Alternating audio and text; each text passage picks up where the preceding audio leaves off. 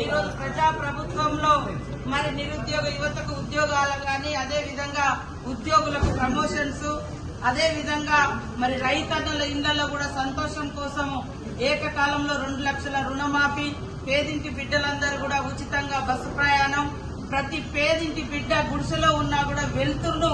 మరి స్వీకరించేందుకు ఉచితంగా 200 యూనిట్ల కరెంటు, అదే విధంగా పేదవాళ్ళందరూ కూడా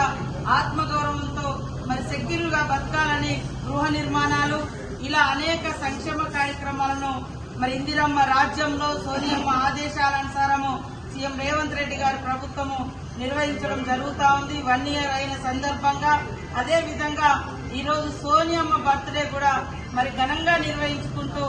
తల్లి అంటే సోనియమ్మ లాగా ఉండాలి, బిడ్డలకు ఇచ్చిన మాటను నిలబెట్టుకున్నటువంటి తల్లి, తెలంగాణ ఇస్తే ఆంధ్రలో పార్టీ అంతమైపోతుందని తెలిసిన